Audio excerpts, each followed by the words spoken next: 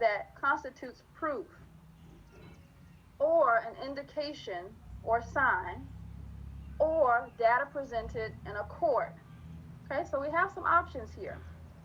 So I would like to use the evidence that means indicating proof. That's the definition I want to use here for my sentence. So I'm going to say, right, evidence is, of course, an indication of proof for my definition. But then for my sentence, let's see, what could we have for my sentence? There is clear evidence that we will get rain on Wednesday.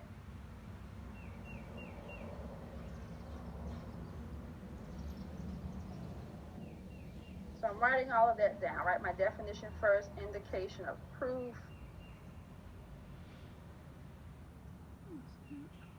Excuse my writing, but definition, right? I just said that, my definition. I didn't want to use the court definition of evidence this time, right? But my sentence, there is clear evidence that we will get rain on Wednesday. And I heard this on the news. We should get rain, I think, Wednesday and or Thursday this week.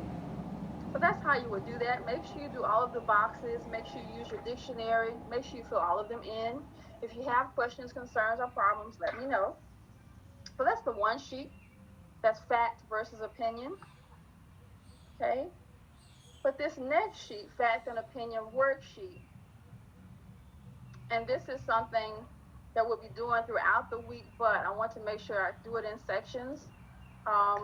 So for this one, actually this is categorize the following statement as fact or opinion. So now you get to have some fun with it.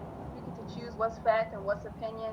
And just know a fact, again, has evidence, some type of evidence or proof. Excuse me. So just to go over that first one, the first Hunger Games book is more interesting than the other two. So is that fact or opinion, that first one, that first option? So we know that this is subjective, which means it depends on what you like, right? Some people would say, yeah, that first Hunger Games book was so much better than the other two. But someone else might say, no, I like the second or the third. So this we know, since it's subjective or different people would have a different answer, we know that's opinion. So that first one is opinion, okay? Now the second one, trick-or-treating is a popular activity on Halloween. Okay, so is it fact, is it opinion?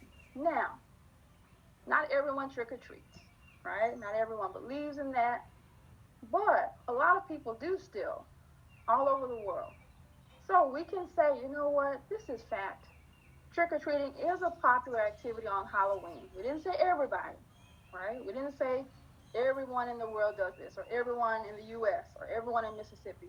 We just said it's popular, and it is. So we know that is true, or that is fact, that second one. All right?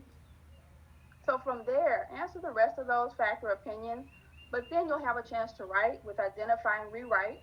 Identify whether each sentence has a negative or positive slant. Then rewrite the sentence so it has three opposite slants. So a slant means that you already have an opinion and you have a bias. So I would have to say, you know what, for that Hunger Games, that first book and that movie, that was the best. That's my opinion, that's my slant. So if I wrote an article about that, you should be able to see, you know what, she really likes that first book. She really likes that first movie. So this first example, every Saturday, Michelle drags her mutt, which is the dog, right? Another word for dog, to the park, okay? So some things happening here. She doesn't say her, or this does not say she drags just her dog or her puppy or her boxer or her pit bull.